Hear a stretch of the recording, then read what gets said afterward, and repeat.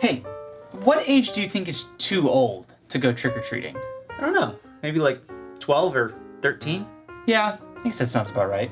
You know, in this one Canadian town, there's actually a bylaw that says if you're over the age of 16 and they catch you trick-or-treating, they fine you $200. A $200 fine? That sounds kind of aggressive for just trick-or-treating. You're telling me. I wonder if they have that rule where Caitlin lives. I mean, even if they did, I think she could probably still get away with it, you know, like the height thing, so. Yeah, you're probably right. So, were you planning on dressing up this year? Yeah, I was thinking about it, you know, since the new deck is Halloween themed. Oh, I know who you could be. Please don't say what I think you're gonna say. You could dress up like Sean O. Yeah, that's what I thought. Oh, come on, man. It would be so easy. I mean, you have that oversized Uniqlo t-shirt, right? I mean, yeah, I got it in Boston. Okay, what about those pants that he's always wearing? The ones from Lululemon, the ABC pants. Well, no, I actually don't have any of those, but I guess I could get some. Yeah, look them up. How much do they cost? Yeah, just let me look. Oh my God, they're $128 a pair. So Adidas track pants? Adidas track pants. Well, there you go. That's the whole costume sorted. Now you just gotta film a video of you doing that thing where he catches the card in his foot. Like a bird, the flamingo, yeah. Wait, why that specific move? Well, I mean, unless you suddenly become good at cardistry or learn how to do a backflip, I don't think you really have that many options. Yeah, you got a good point there.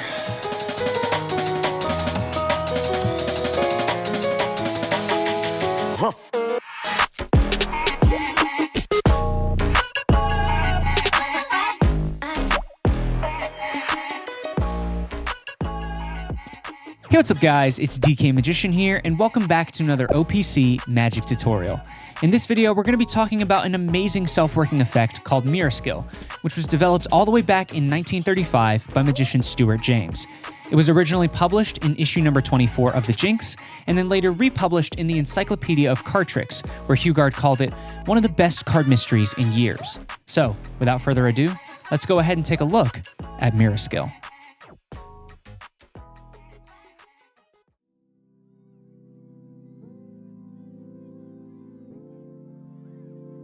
As I mentioned before, the original Miraskill principle was developed back in 1935 by magician Stewart James, but since then, countless other magicians have added their own touches and variations to the original effect.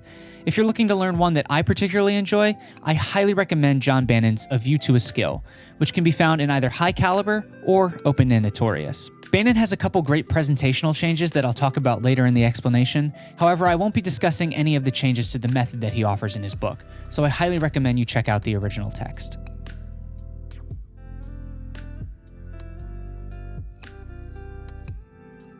Before we begin, it's important to make sure that you're using a full deck of 52 playing cards. If you don't have a full deck, just make sure that you have the same number of red cards and black cards.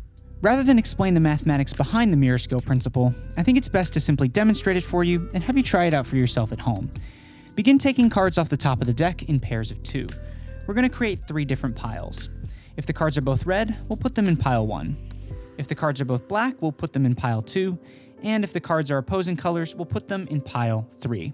After going through the whole deck this way, you'll find that every single time, the number of cards in pile 1 is always equal to the number of cards in pile 2. I'm going to do this now, but feel free to try it out for yourself at home.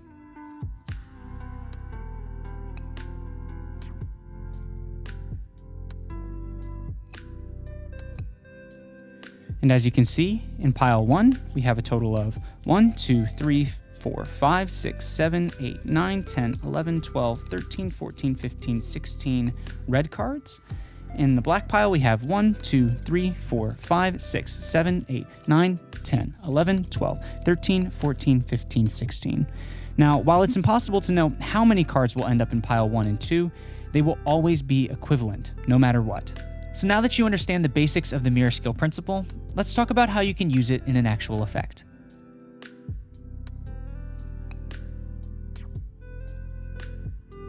Before performing this effect, you'll need to remove either 4 red cards or 4 black cards from the deck. It doesn't matter what they are, just as long as they're the same color and you remember which color you used. In this case, I'm going to remove 4 red cards. Later on in the effect, these cards will need to be reintroduced into the deck, and we'll go over a couple methods for doing so, but for now, I'm just going to place them in the card case. Now that you're all set up, give the deck to the spectator and have them shuffle it as much as they like. While they're doing this, explain that you're going to play a game and that they will either be red or black. This is a completely free choice, but their decision does determine the outcome of the effect, and therefore what you're going to write on your prediction. If they choose red, in this case I would write, you will lose by 4 cards. And if they choose black, you would write, you will win by 4 cards. You can also opt to write the prediction beforehand, but then you won't be able to specify who wins, only which color. In the original description of the effect, Stewart suggests that you have the spectator do the exact same procedure that I taught you before. Take 2 cards off the top of the deck at a time until you've gone through the entire deck. However, it's at this point that I prefer to use one of Bannon's presentational touches. Instead of having the spectator hold the whole deck, Bannon suggests that you have them cut it into about half and then hand you one of the halves. This way the effect comes off more like a game and less like a magic trick. Now don't worry about the piles being exactly even, we'll get to that just a little bit later. You're then going to go through the entire deck in a similar way that you did before, but instead this time you guys will only be taking 1 card from the top of each of your respective piles. So we'll have a pile for the discards, a pile for the black cards, and of course, a pile for the red cards once they come up. And if you go through the entire pack this way, you'll of course find that there are 4 less red cards in the pile than there are black cards, because we took them out at the beginning of the effect. Now, if you go through the whole pack and one person has more cards than the other, simply split that remaining pack into 2, and then play the rest of the game out. Now, once you've done this, you can have the spectator count out all the cards and then read your prediction, which will of course say that either you or they won by 4. Now comes the time that we'll need to reintroduce the cards that we took out at the very beginning. Perhaps the easiest way to do this is to simply put the whole deck inside of the box, and then take it out so that the cards are now reintroduced into the deck. Of course, unless your patter has a justification for doing this, then that can look a little bit silly. My suggestion is that if you have to go with this method, you say something like, now normally, after I play this game, I don't like to play it a second time. After all, a magician never does the same trick twice. But for you, I guess we can play again. Even this, I would say, isn't a perfect justification, but it certainly works if that's the method that you have to choose. Another method would be to simply take the 4 cards out of the deck before and keep them in your lap and then palm them back into the deck. You can do this by cleaning up the discard pile and adding the cards back on top, or you can have the spectator count out your cards beforehand, and then as they're distracted with picking up their pile, you can add the cards back to your pile. With the 4 cards now returned to the deck, you can play the game once again and be certain that the score will be a tie, which means that this time you can write your prediction before the spectator even chooses a color. All that's left to do is follow the exact same procedure as before, and the trick is done.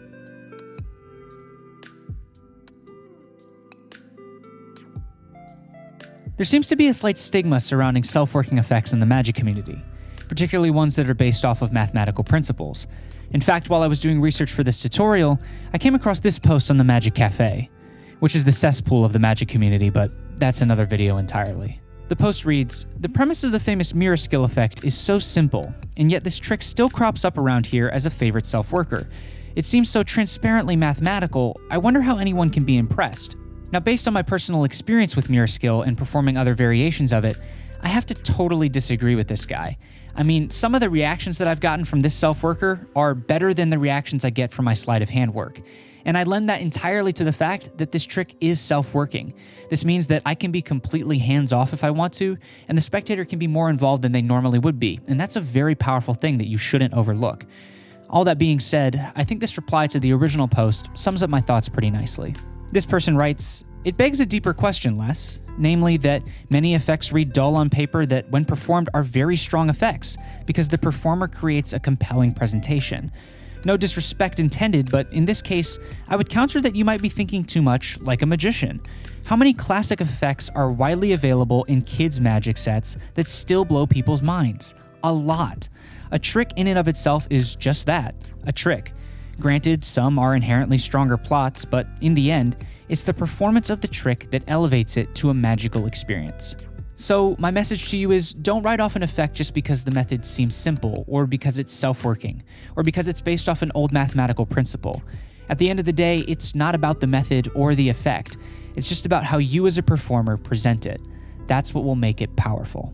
So that is it for the tutorial on Miraskill. I really hope that you guys enjoyed it, and I know it's not an effect that you would perform on Instagram, but if you do end up doing a performance and posting it on YouTube or even IGTV, please make sure to tag us at organic_playing_cards, and if you want to tag me, you can find me at DKMagician. Well, that's really all I have for you guys today, so until next time, I'm DKMagician, spread the love, and peace out.